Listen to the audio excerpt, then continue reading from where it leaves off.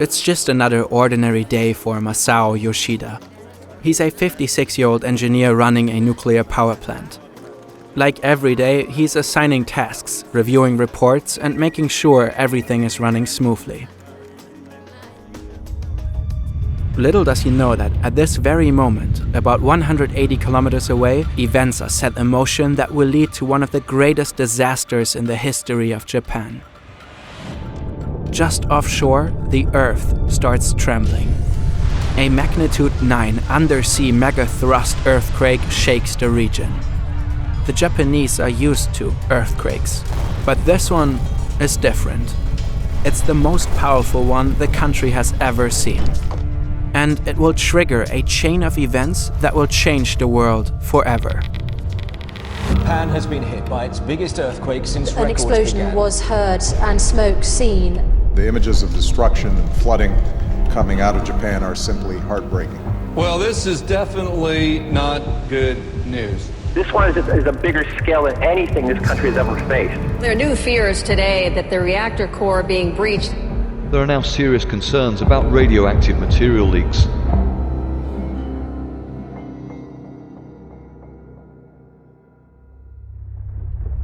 Masao Yoshida is in his office when the earthquake strikes. By the time it's over, the entire nuclear plant has lost power. The quake has cut Fukushima Daiichi off from the electrical grid.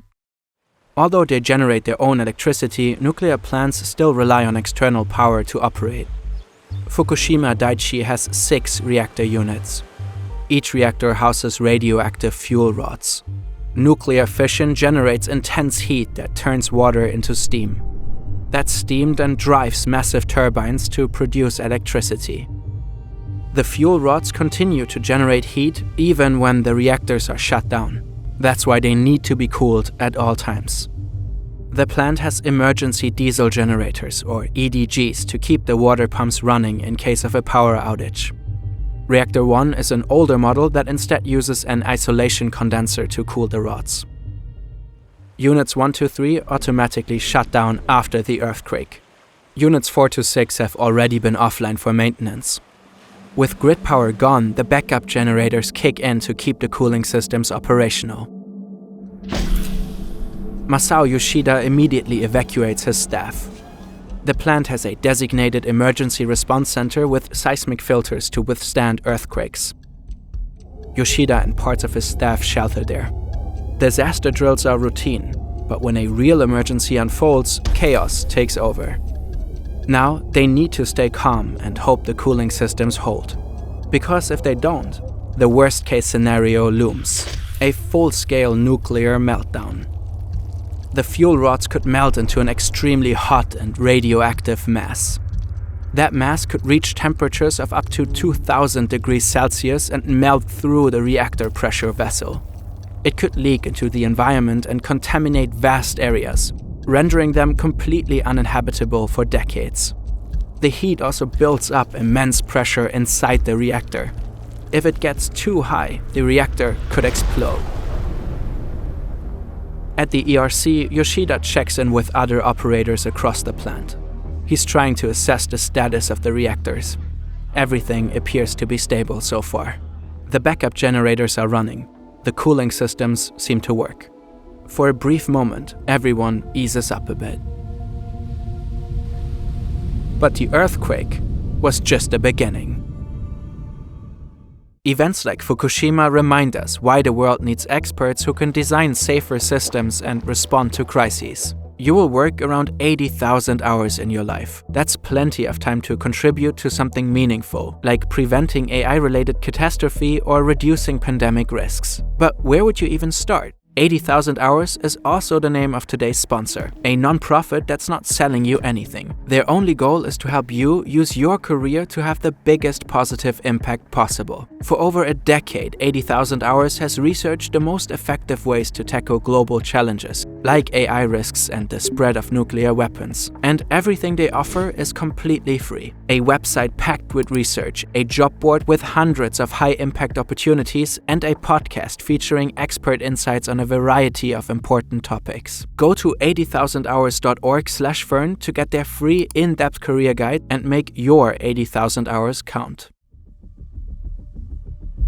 Out on the water, waves start building.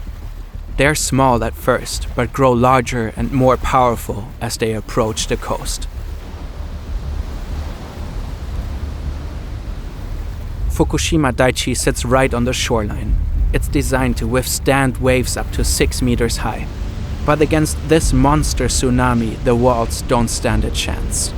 A wave of almost 15 meters washes over the nuclear plant.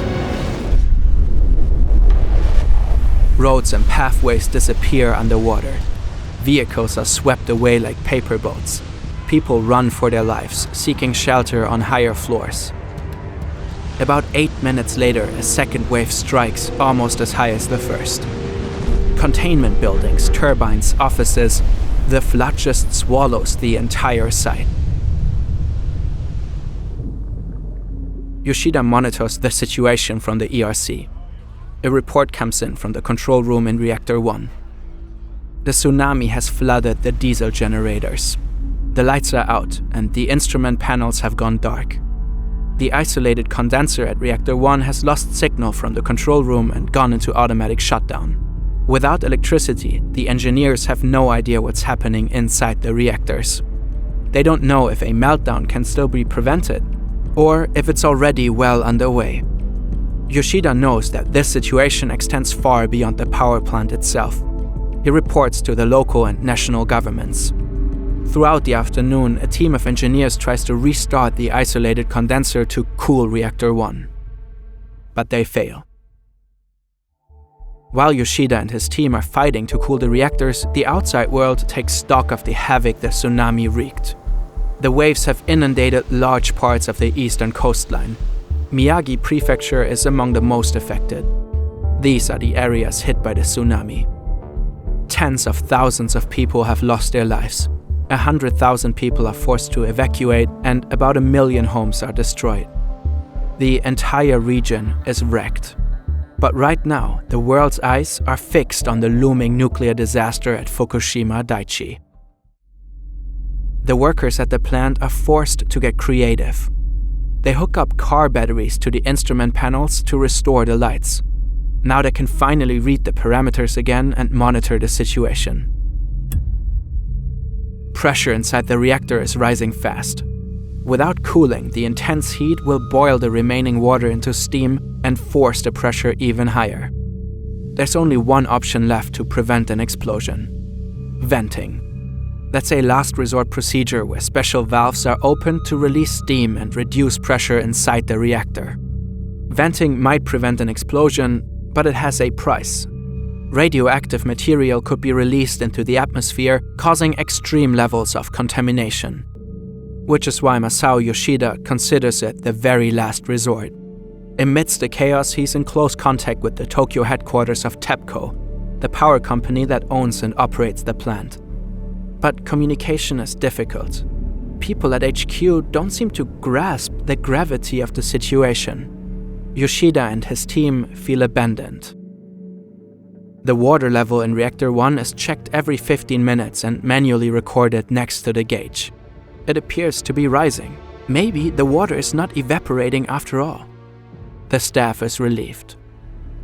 They don't know the gauge is wrong. The worst-case scenario at Reactor 1 is already fully underway. The meltdown is happening. Radiation levels on site start spiking on the very first night. Yoshida fears the worst. What if Reactor 1 has a leak and is already releasing radioactive material? He receives new orders from TEPCO headquarters. The venting process must be started immediately to relieve pressure inside the reactor. But Yoshida hesitates. The plant is still without power, and without it, venting can't be done remotely. The valves have to be opened manually, which means Yoshida has to send his workers into potentially contaminated areas. The radiation there could already be deadly. He faces an impossible choice: defy orders from the top, or risk the lives of his team.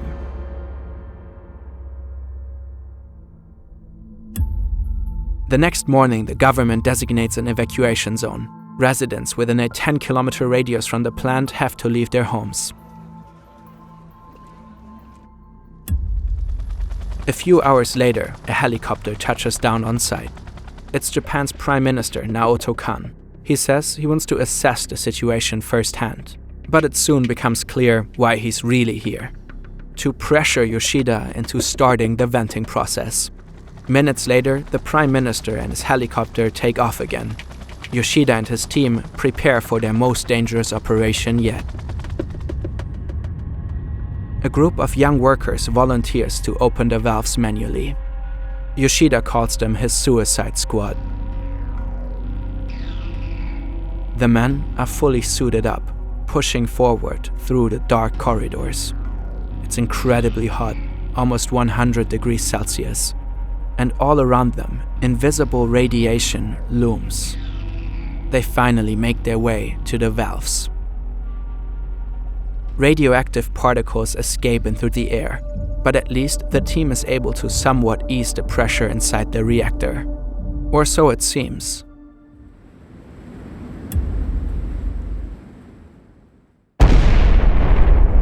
A massive explosion tears through the air. The blast is heard for miles. It's Reactor Unit 1, or more precisely, its roof. It has been blown apart. 4 workers are injured. The superheated, vaporizing cooling water inside the vessel reacted with the molten fuel rods, producing hydrogen gas. Trapped beneath the roof, the hydrogen formed an explosive bubble and ignited. A huge amount of radiation is released into the environment. And the entire world is watching live on TV. A steam hydrogen explosion. Officials are still trying to figure out how much radiation escaped. Fears of a nuclear meltdown. But official reports are contradictory. Japan's Nuclear and Industrial Safety Agency NISA talks about a nuclear meltdown before the explosion has even happened.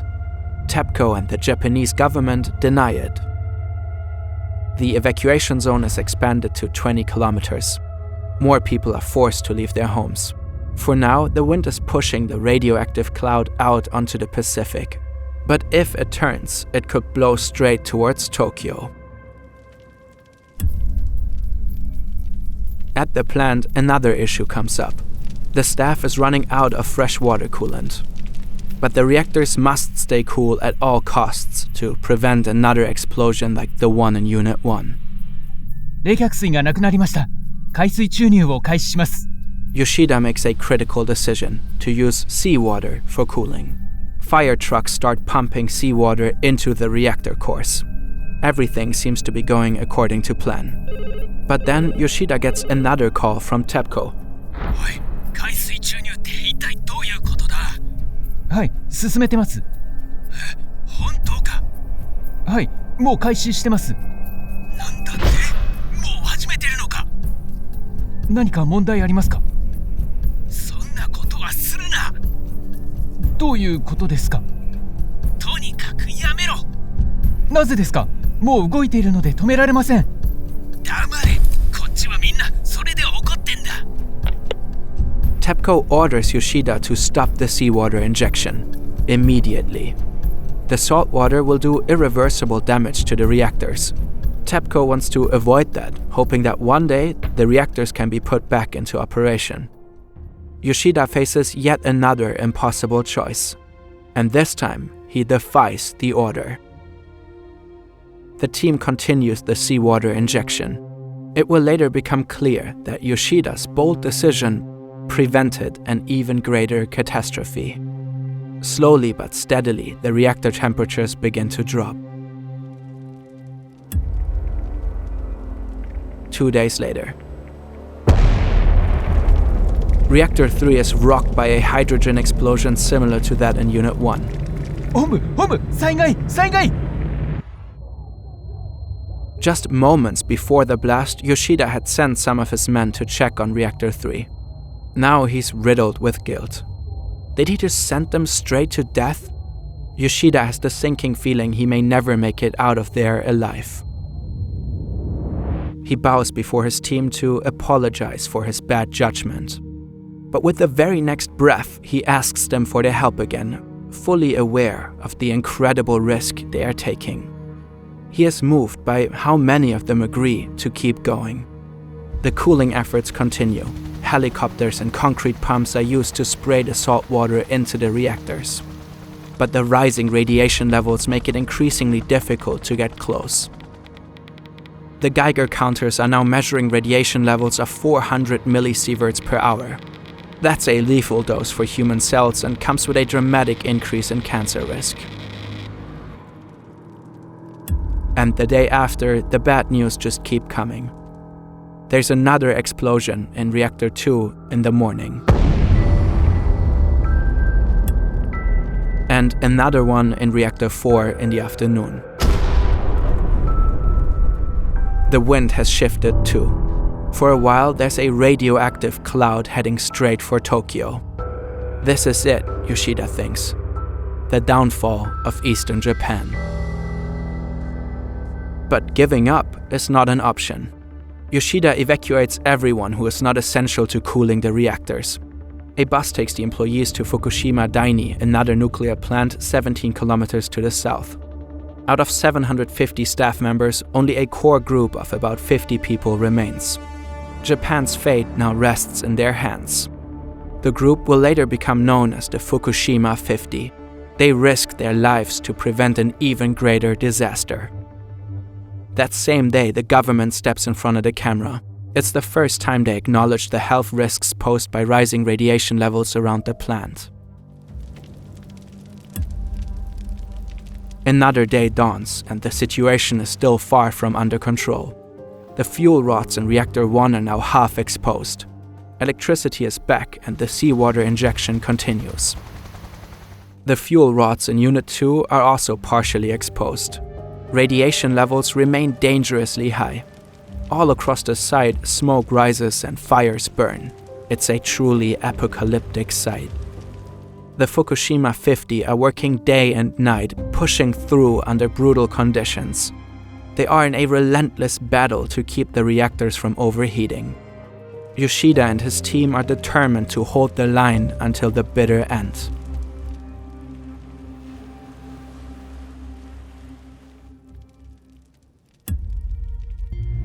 Six days after the earthquake, Japan assesses the true scale of the disaster.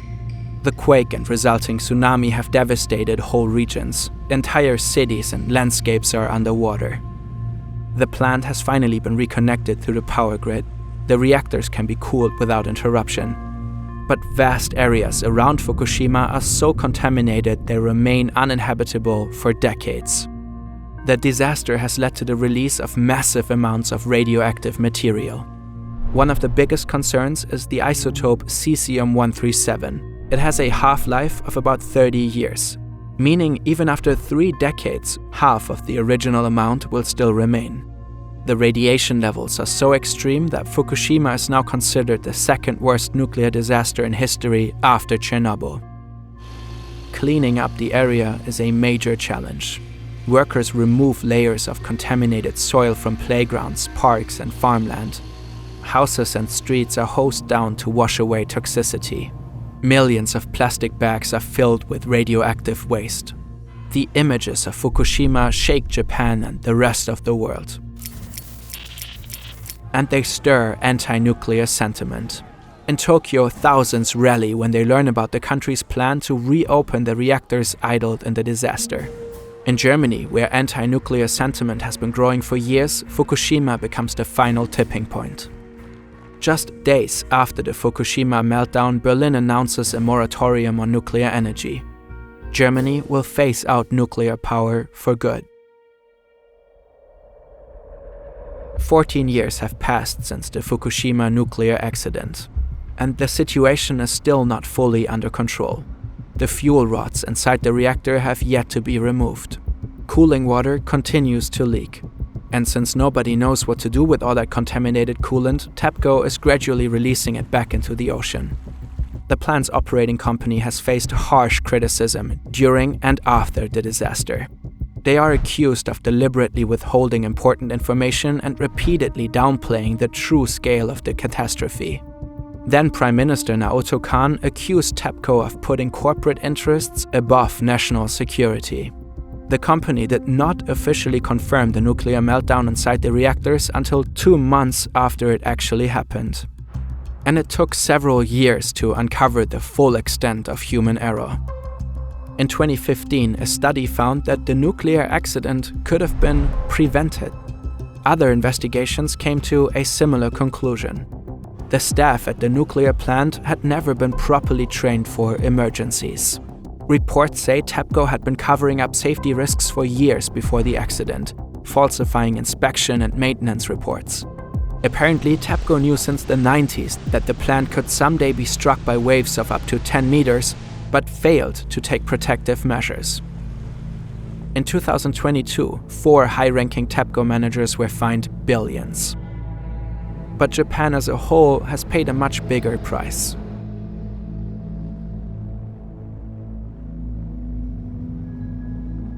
To this day, the area around Fukushima looks like one big, eerie ghost town.